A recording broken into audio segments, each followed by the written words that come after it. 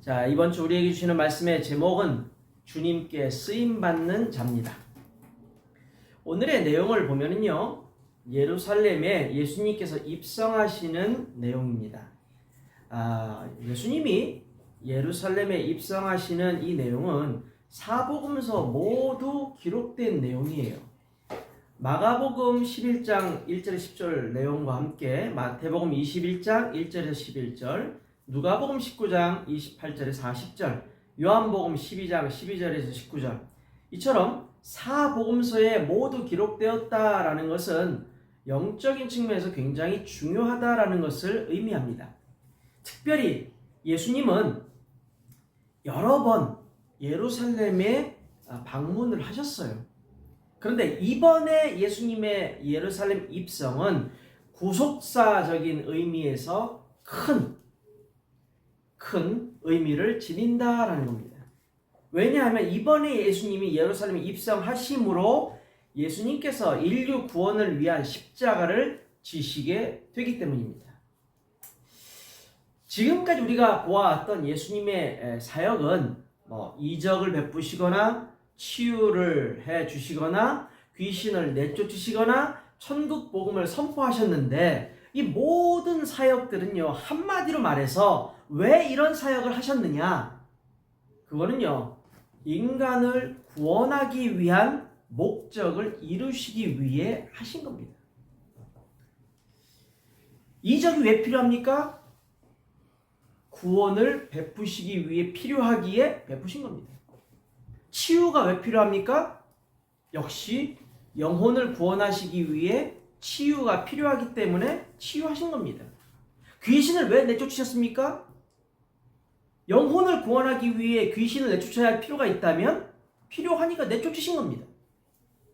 복음을 왜 선포하셨습니까? 복음을 들어야 구원의 자리에 이들이 올 수 있기 때문에 구원을 주시기 위해 복음을 선포하신 겁니다. 모든 것은 인간을 구원하시려고 하는 하나님의 큰 뜻에 다 집중되어져 있다라는 겁니다. 그래서 구원받는 하나님의 자녀들은 무엇보다도 예수님이 이 땅에 오신 분명한 이유, 그 목적을 절대 잊어서는 안 되는 것입니다. 하나님의 자녀는 주님 앞에 구원을 받았기 때문에 주님께 쓰임받는 삶을 살아야 됩니다. 주님과 동떨어진 삶을 사는 것은 하나님 앞에 구원받은 자의 삶이 아닙니다. 구원받은 자는 하나님과 함께하는 삶, 하나님 앞에 쓰임받는 삶, 하나님의 영광을 드러내는 삶을 살아야 되는 거예요. 자, 오늘 말씀을 통해서 주님께서 필요로 하는 자가 바로 나라는 사실, 주님께서 쓰시고자 하는 자가 바로 나라는 사실을 깨닫고 그러한 삶을 살아가는 우리 모두가 되기를 예수님의 이름으로 축원합니다. 첫 번째입니다. 주님께 쓰임받는 자입니다. 자, 오늘 말씀을 보면 예수님께서 제자들을 보내십니다. 제자들을 보내시는데 누구를 보내시느냐? 그게 기록이 안 돼 있어요. 앞에 우리가 내용을 살펴봤을 때 제자들 가운데 논쟁이 있고 막 서로 간에 얘기했던 것이 뭐였습니까? 누가 크냐? 누가 큰 자냐? 이거였죠. 그리고 우리를 예수님 당신의 우편에, 우리를 예수님 당신의 좌편에 앉게끔 해주십시오. 세워주십시오. 이렇게 외쳤던 것이 제자들이었습니다. 그런데 여기서 예수님이 제자들 가운데 둘을 보내셨다고 되어 있는데 어떤 제자를 보내셨는지 그게 기록되어 있지 않습니다. 단 여기서 기록되어져 있는 것은 뭐냐? 제자들이 보내심을 받았는데 그들이 예수님께서 말씀하신 대로 그대로 행하는 순종을 보여줍니다. 자, 마가복음 11장 6절에 뭐라고 되어 있습니까? 예수께서 이르신 대로 말한대, 이렇게 되어져 있죠. 마태복음 21장 6절은 뭐라고 말씀하냐면 제자들이 가서 예수께서 명하신 대로 하여라고 되어져 있습니다. 자, 예수님이 이들에게 가거든 이러이러이러하게 말을 해라. 그들이 반응이 이렇게 나오면 또 이러이러하게 얘기를 해라 라고 말씀합니다. 그 얘기를 들으면서요, 지금 제자들이 예수님이 누구신지 제대로 못 깨닫고 있는 상황인데 이 보내심을 받는 제자들이 왜요? 왜 그래야 돼요, 주님? 다른 건 안 되고 꼭 이거여야 돼요? 등등의 질문을 던지지 않습니다. 예수님 말씀하신 것을 그대로 그들은 들었고 이 말씀을 사람들에게 전달하는 걸 보면 예수님께서 하신 말씀 그대로 더하지도 않고 빼지도 않고 말씀하신 그대로 전달합니다. 자, 여기서 우리가 깨달아야 될 것이 뭐냐? 우리도 역시 이 두 명의 제자들처럼 세상 속으로 보내심을 받았다라는 겁니다. 보내심을 받은 우리가, 세상으로 보내심을 받은 우리가 해야 될 것이 뭐냐면 예수님의 말씀을 전하는 거예요. 더하지도 않고 빼지도 않고 내 생각과 내 경험을 거기에 포함시키는 것이 아니라 오직 예수님께서 하신 말씀만을 전하는 겁니다. 우리가 복음을 말한다라는 것은 바로 이처럼 성경에 기록된 말씀, 영적인 사실만을 전해야지 내 것을 전해서는 안 된다라는 겁니다. 많은 사람들이 실수하는 경우가 내 걸 자꾸 전하려고 하니까 그러는 거예요. 이 두 명의 제자들은 예수님의 말씀 그대로를 행했습니다. 순종의 모습을 보여주었다는 겁니다. 자, 이 내용을 살펴보니까 예수님께서 데리고 오라고 말씀하신 동물이 뭐냐? 나귀 새끼입니다. 일반적으로 그 당시에 말은 왕이 타는 동물이었습니다. 그리고 말은요, 전쟁과 승리의 상징을 의미합니다. 반면에 나귀는 영적으로 평화와 겸손을 상징하죠. 흥미로운 것은 마가복음과 누가복음에는 기록되어 있기를 아직 아무도 타보지 않은 나귀 새끼라고 기록이 되어져 있고 오직 마태복음에만 나귀와 나귀 새끼라는 표현으로 나와 있습니다. 자, 중요한 것은 훈련된 나귀가 있겠죠. 사람이 탈 수도 있고 짐을 실을 수도 있는데 이 나귀가 훈련이 안 되면 어떻게 되겠습니까? 몸부림을 치거든요. 사람이 떨어질 수도 있습니다. 다칠 수도 있어요. 그래서 훈련을 시킵니다. 근데 이렇게 훈련된 나귀는 유대 종교 지도자들과 사회적인 리더를 상징할 수 있고 미숙한 나귀, 훈련되지 않은, 특별히 오늘 말씀처럼 아무도 타보지 않은 나귀 새끼라는 것은 주님을 믿고 따르는 이제 막 생겨나는 새로운 영적 공동체를 의미할 수 있습니다. 더 나아가서는 그리스도의 복음을 통해서 구원을 받게 될 이방인들을 나타낼 수 있다는 겁니다. 어쨌든 중요한 사실은 뭐냐? 아무도 타지 않은 이 나귀 새끼라는 이 동물이 온유함과 겸손함 그리고 영적 순수함을 의미한다라는 겁니다.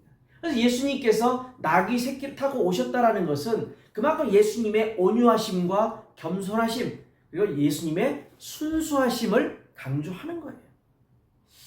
예수님은 나귀 새끼를 타고 들어오셨습니다. 예루살렘에 입성하셨습니다. 이것은 죄를 범한 인간에게 예수님이 하나님의 평안, 하나님의 평강의 메시지를 전하는 평강의 왕이라는, 평강의 왕 메시아라는 그것을 상징한다라고 말할 수 있는 거예요. 자, 그리고 이 예수님께서 나귀 새끼를 타고 예루살렘에 오신다라는 것은 메시아 언약에 대한 구약의 말씀이 성취된 것입니다. 스가랴서 9장 9절, 스가랴 9장 9절에 보면 이렇게 기록되어 있습니다. 시온에 따라 크게 기뻐할지어다. 예루살렘에 따라 즐거이 부를지어다.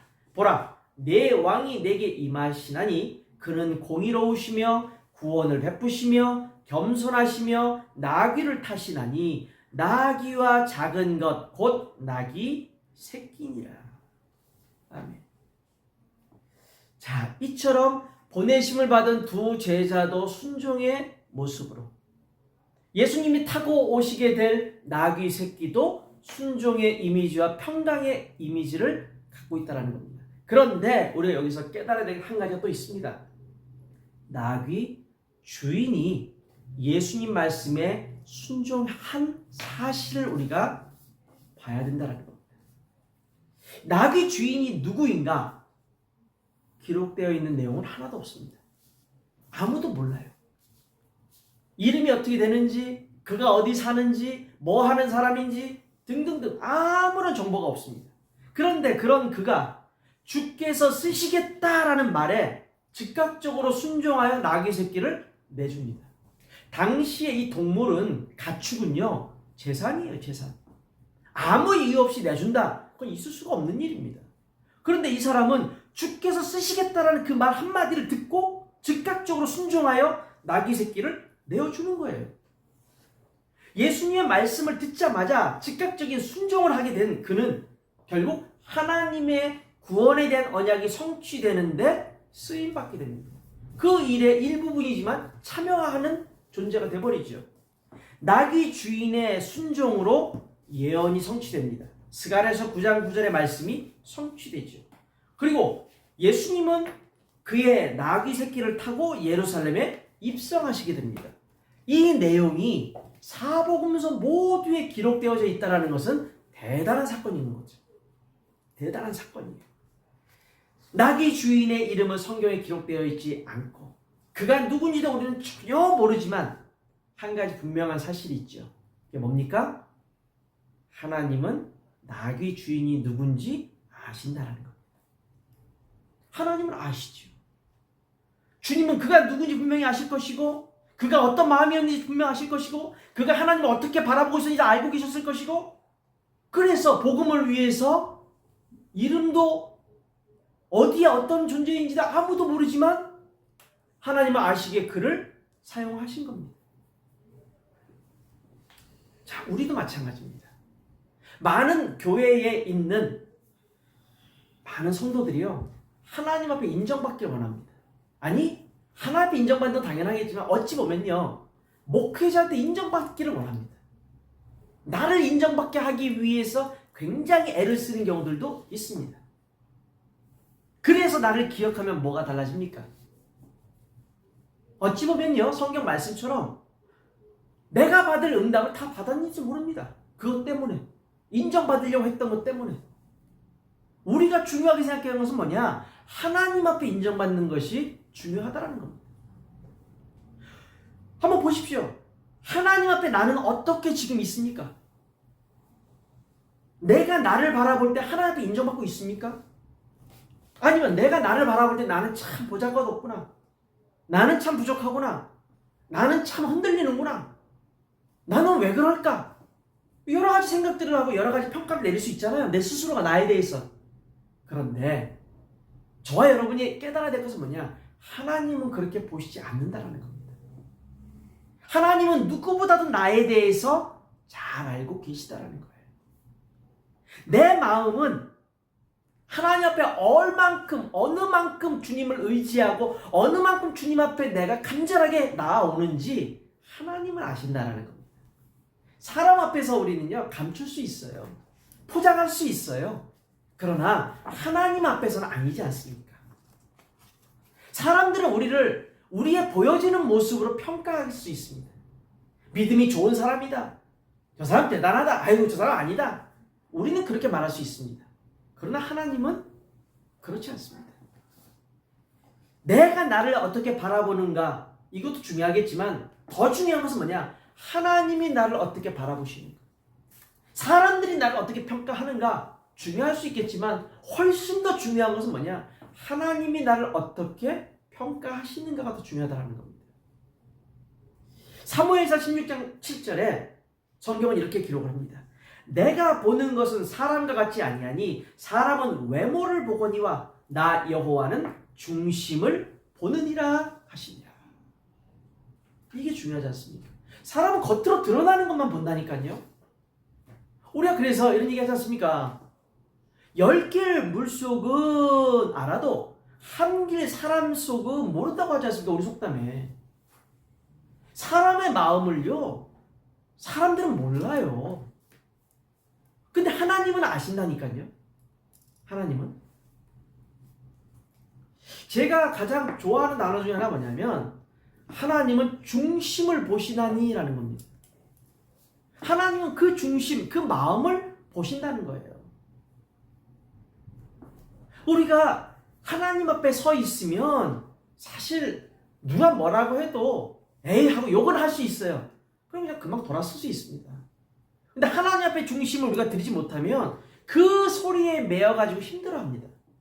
계속 거기에 걸려 넘어져요. 바울도 안 그렇겠습니까, 여러분? 바울이 목회를 해서 큰 성도를 모았습니까?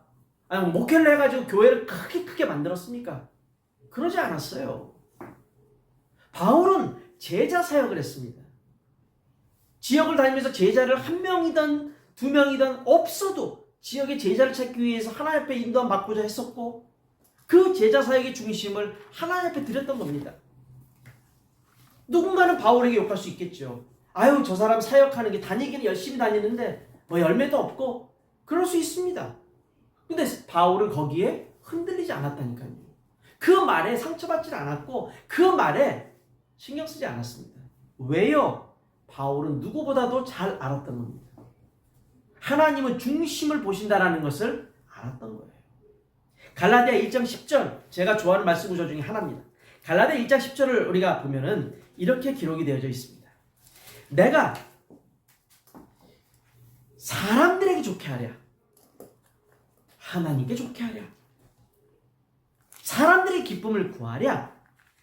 내가 지금까지 사람들의 기쁨을 구하였다면 그리스도의 종이 아니니라. 하나님은 우리의 중심을 보십니다. 나의 중심, 나의 마음을 지키시는 하나님, 바라보시는 하나님. 그렇기 때문에 우리가 하나님 앞에 얼마든지 나는 부족해도 하나님 앞에 쓰임받을 수 있는 자격이 충분히 있다는 겁니다. 우리의 마음이 주님께 향하고 있다는 말이죠. 또한 우리는 환경과 상황에 자꾸 흔들립니다. 우리를 둘러싼 환경, 상황 속에서도 우리가 주님이 주신 언약을 굳게 붙잡고 주님 앞에 순종하는 모습으로 쓰임 받기를 원한다면 하나님은 그런 우리를 알고 계신다는 거예요. 그걸 아시죠? 모르지 않습니다. 제가 좋아하는 구절 중에 하나가 바로 출애굽기 33장 17절입니다. 내가 이름으로도 너를 알미로다. 나의 이름을 주님이 아신답니다. 모세에게 하신 말씀이에요. 이스라엘 백성들이 출애굽을 했는데 광야까지 왔습니다. 근데 모세가 시내산에 올라갔단 말이에요. 안 내려와요. 기다리고 안 내려옵니다. 그러니까 이들이 우리를 인도해내 신을 만들자 해가지고 만든 게 금송아지입니다. 그 금송아지를 만들고 이스라엘 백성들이 하나님 앞에 배신을 하는 거죠. 쉽게 말해서. 모세가 봤습니다. 모세에게 여호와 하나님이 하신 말씀이 뭐였습니까? 내가 너희에게 한 약속, 젖과 꿀이 흐르는 가나안 땅으로 이 백성이 들어가도록 하겠다. 그러나 나는 더 이상 너희들과 함께 가지 않겠다라고 하나님께서 말씀합니다. 난리 났습니다. 백성들이 원하는 것은 당연히 편안하게 살기를 원하겠죠. 가나안 땅에 들어가서 쉬면서 고생하지 않으면서 거기서 나는 소산물 먹으면 되겠죠. 근데 그걸로 끝일까요? 그 땅에 있는 여러 가지 문제들은 그들에게 닥쳐오지 않을까요? 하나는 보고 둘은 모르는 사람들이 바로 우리입니다. 이스라엘 백성과 똑같습니다. 지금 당장 응답받는 게 중요할 수 있겠지만 그것보다 더 중요한 게 있습니다. 모세는 그걸 깨달은 거예요. 모세가 깨달은 게 뭡니까? 여호와 하나님이 우리랑 함께 가지 않으신다고 하면 앞으로 일어나게 될 여러 가지 문제들, 그걸 어떻게 해결하지? 그걸 어떻게 이길 수 있지? 불가능한 겁니다. 그래서 모세는 무릎 꿇고 기도합니다. 주님의 마음을 돌리기 위해서 기도합니다. 간절하게 기도합니다. 내가 주님 앞에 은혜 받았다는 것을 어떻게 알 수 있습니까? 주님 내게 주신 말씀 때문 아닙니까? 내가 너와 함께 하겠다는 그 말씀 아니었습니까? 우리가 출애굽할 때도 나를 부르실 때도 언제 어디든지 주님은 나에게 함께 하겠다고 말씀하시지 않았습니까? 이렇게 주님 앞에 자신이 붙잡고 있는 언약을 내밉니다. 그때 여호와 하나님이 그 모세의 모습을 보시고 기도를 들으시고 생각을 바꾸시죠. 내가 너희와 함께 하겠다라고 말씀합니다. 그리고 모세에게 하시는 말씀이 너희의 이름으로 내가 너를 알미로다. 모세라는 이름의 뜻이 뭐죠? 건져냈다라는 거예요. 강에서 건져냈다. 그 강이 뭡니까? 나일강입니다. 나일강. 나일강은 애굽의 상징입니다. 애굽은 사단의 왕국의 상징이에요. 그 다음 결국 무슨 의미입니까? 모세를 건지신 분이 누굽니까? 하나님이세요. 어디에서? 사단의 왕국에서. 죄와 죽음과 모든 저주로부터 건져내신 거예요. 그 모세를 보시면서 뭘 생각하시겠습니까? 구원을 말씀하시는 거죠. 우리의 이름, 이게 그냥 단순히 지어진 이름입니까? 무속인이 지었습니까? 장명소에서 지었습니까? 그게 아니잖아요. 하나님이 주신 고유의 이름입니다. 우리 인생을 나타낼 수 있는 이름입니다. 그 이름을 붙잡고 그 이름을 부르며 하나님께서 우리를 아신다고 말씀합니다. 얼마나 중요합니까? 주님이 나를 아신다는데, 어떠한 환경 속에 우리가 있더라도 주님은 우리를 아시고 우리를 부르시고 우리를 도우시고 우리를 인도해 나가신다는 겁니다. 사무엘상 15장 22절에 보면 이런 말씀이 있습니다. 하나님의 말씀을 듣고 즉시로 말씀에 순종하는 것이 영적인 성경을 이루는 비밀이라고 얘기합니다. 사무엘상 15장 20절에 뭐라고 말씀합니까? 순종이 제사보다 낫고 듣는 것이 숫 양의 기름보다 나으니. 순종이 제사보다 낫답니다. 제사가 뭡니까? 형식이잖아요. 제사 드린다라는 일종의 예배잖아요. 예배보다 더 중요한 게 뭔지 아십니까? 하나님 앞에 순종하는 우리의 마음이라는 겁니다. 순종이 하나님 앞에, 예수님 앞에 순종하는 그 우리의 중심이 자리에 앉아서 그냥 예배드리는 모습보다 훨 나은 거고, 받쳐지는 이런 여러 가지 것들보다 주님 말씀을 온전하게 듣는 것이 훨씬 더 낫다라는 겁니다.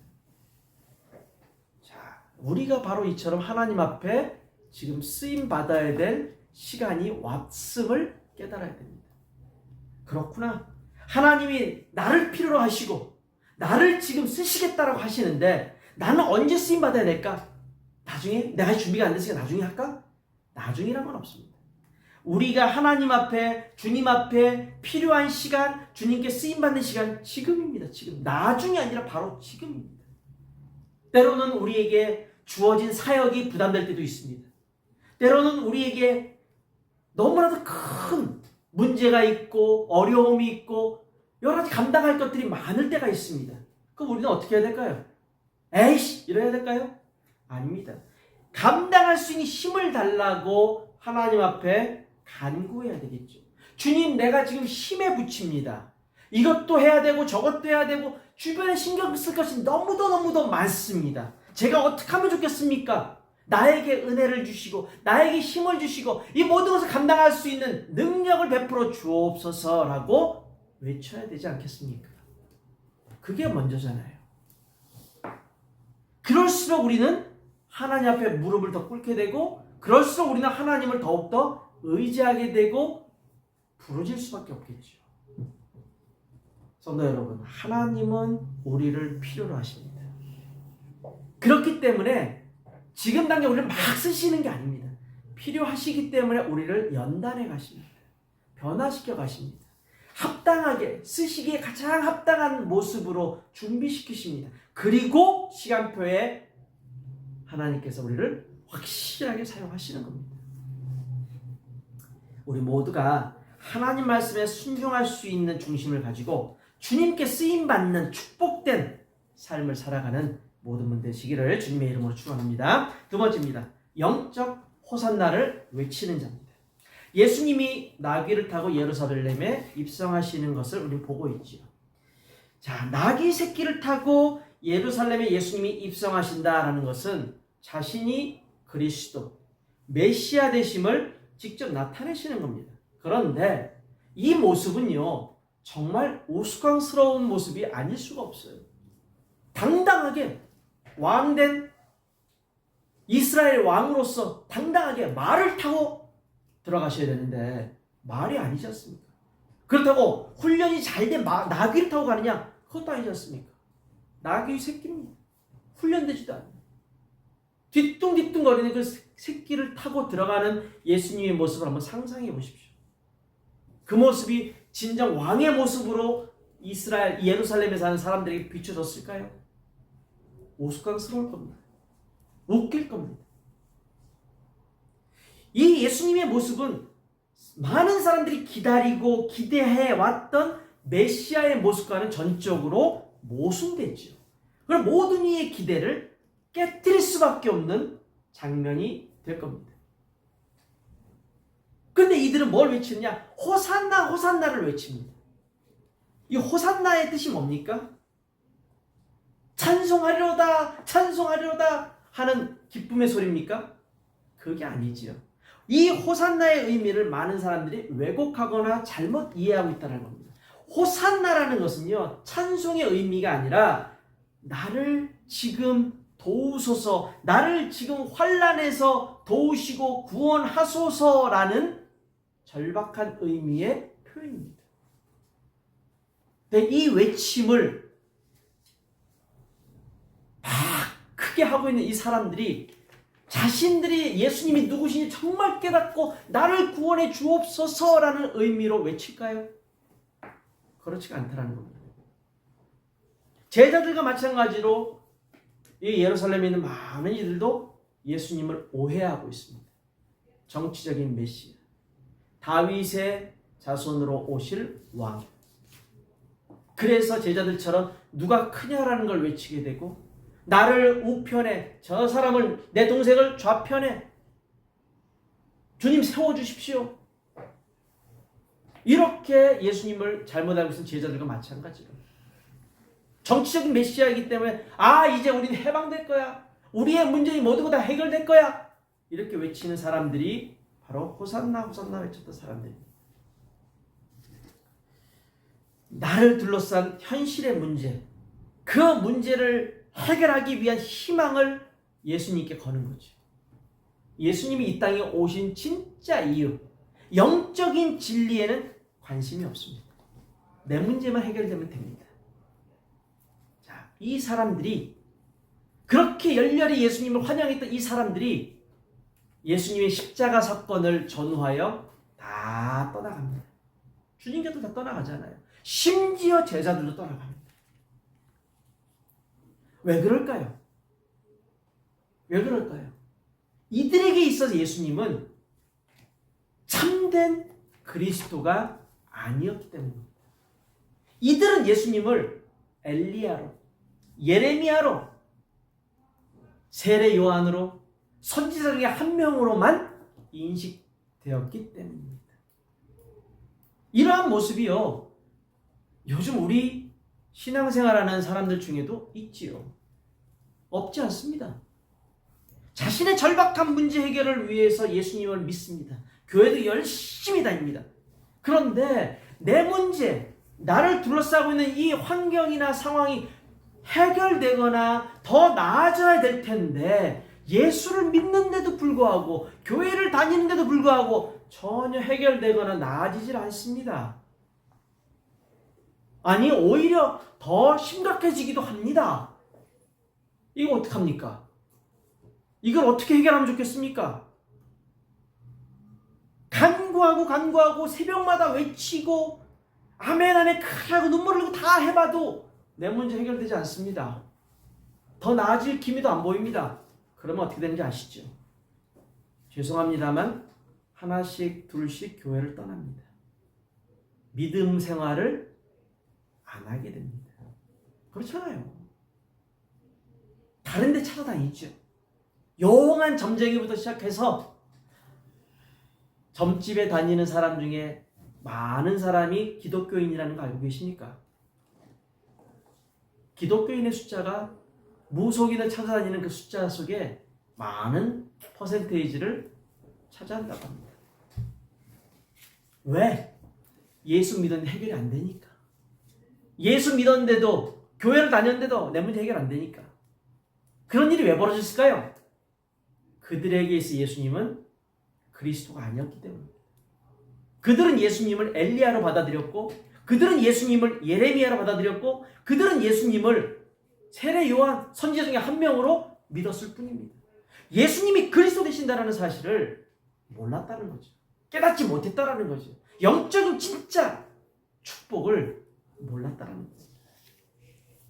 우리는 영적 호산나를 외치는 자들이 되어야 됩니다. 구원의 축복을 온전하게 깨달아야 되죠. 예수님은 내 모든 문제의 해결자 그리스도이십니다. 나를 죄와 저주와 모든 죽음의 공포로부터, 모든 저주의 그 굴레로부터 완벽하게 나를 구원하시고 내 모든 문제를 해결하신 분입니다. 나에게 하나님의 자녀라는 새로운 신분과 권세를 주셨습니다. 주님이 나를 위해 이 땅에 오셨습니다. 나를 구원하시기 위하여, 또 나와 같은 사람들을 구원하시기 위해 이 땅에 오셨습니다. 이걸 깨달아야 되잖아요. 그냥 예수 믿으면 복 받는단다, 그냥 예수 믿으면 잘 된단다, 그 수준이 아니잖아요. 우리는 매일매일의 우리의 육신적인 삶도 마찬가지지만 우리의 신앙생활 모든 것도 오직 그리스도와 함께 해야 됩니다. 그리스도를 놓쳐서는 안 됩니다. 그리스도의 말씀을 따라가고 말씀에 의지하여 살아가고 주님의 뜻을 늘 구하면서 살아가야 된다는 겁니다. 그랬을 때 항상 우리 삶에 주님이 주시는 기쁨과 감사가 풍성하게 넘치게 되겠죠. 예수가 그리스도 되심을 매일매일의 삶에서 사실적으로 고백하고 체험하고 주님께 영광 돌리는 우리 모두가 되기를 주님의 이름으로 축원드립니다. 결론입니다. 하나님은 나를 필요로 하십니다. 우리를 필요로 하십니다. 왜요? 주님의 뜻을 이루시기 위해서입니다. 주님의 뜻이 뭔데요? 주님의 뜻이요, 두 가지입니다. 첫 번째는요, 구원을 이루시기 위한 주님의 뜻이 있고요. 두 번째는요, 구원받은 자들이 주님과 함께하며 주님이 주시는 은혜를 풍성하게 누리는 겁니다. 첫 번째 구원에 대한 주님의 뜻을 말씀하는 구절이 뭡니까? 요한복음 6장 40절입니다. 내 아버지의 뜻은 아들을 보고 믿는 자마다 영생을 얻는 이것이니. 이게 하나님 아버지의 뜻입니다. 예수 그리스도를 보고 믿는 자마다 영생을 얻도록 하는 것. 이게 하나님 아버지의 뜻입니다. 또 구원받은 하나님의 자녀에게 주시는 뜻은 뭡니까? 데살로니가전서 5장 16절 18절에 잘 나타나 있습니다. 항상 기뻐하라. 쉬지 말고 기도하라. 범사에 감사하라. 이는 그리스도 예수 안에 있는 너희를 향한 하나님의 뜻입니다. 구원받은 자가 하나님으로 말미암아 그 은혜로 말미암아 기뻐하고 주님과 영적으로 교제하며 감사하는 것이 하나님이 우리에게 뜻하시기는 삶이에요. 신앙생활이자 우리의 삶입니다. 부족한 것이 있겠죠. 예상치 못한 여러 가지 변수들도 있겠죠. 그럼에도 불구하고 감사하고 은혜를 누리고 주님께 모든 영광을 돌리며 교제하는 것이 우리를 향한 하나님의 뜻이라는 겁니다. 그런 우리를 하나님은 축복하시기를 원합니다. 우리가 주님께 필요하단 말이에요. 우리가 주님 앞에 쓰임 받는단 말이에요. 그것 때문에 하나님은 우리를 축복하신다는 겁니다. 준비되어 있는 우리의 마음 때문에 너무 감사해서 너무 좋아서 주님은. 민수기 6장 24절에 26절에 이렇게 기록되어 있습니다. 여호와는 내게 복을 주시고 너를 지키시기를 원하며 여호와는 그의 얼굴을 내게 비추사 은혜 베푸시기를 원하며 여호와는 그 얼굴을 내게를 향하여 드사 평강 주시기를 원하노라 할지니라 하라. 첫 번째 뭐라고요? 복 주시고 지키시기를 원하신다. 두 번째 뭐라고요? 은혜 베푸시기를 원하신다. 세 번째 뭐라고요? 평강을 주시기를 원하신다는 겁니다. 우리에게 문제가 있고 어려움이 있어도 주님은 아십니다. 우리가 그럼에도 불구하고 주님께 순종하는 마음으로 주님 뜻을 늘 구하는 마음으로 주님과 함께하고 있으면 주님 앞에 우리가 큰 은혜를 누리기에 부족함이 없다는 겁니다. 평강을 누리기에 부족함이 없다는 겁니다. 주님이 복을 주시는 그 복을 우리가 풍성히 받을 수 있다는 것을 주님은 말씀하고 있습니다. 성도 여러분, 우리가 모두 하나님께 필요한 존재, 또 하나님 앞에 쓰임받는 존재, 그리고 하나님이 주신 축복을 누리는 존재가 되기를 주님의 이름으로 축원드립니다.